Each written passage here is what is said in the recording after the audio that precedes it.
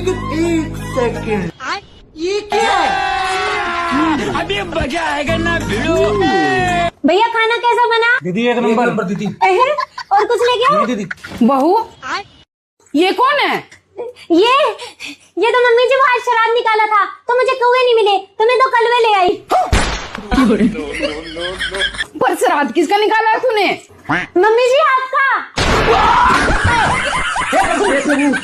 कृष्ण जगन्नाथ प्रेमानंद, ये क्या हुआ? मम्मी जी मुझे याद था, आपने कहा था सामने वाली से 2 कदम आगे चलना। मम्मी जी आज उसने अपनी सास का श्राद्ध निकाला, उसने सिर्फ हलवा बनाया, मैंने 2 मिठाई बनाई, हलवा और रसगुल्ला। उसने 1 कौवा जमाया, मैंने 2 कौवे जमाए।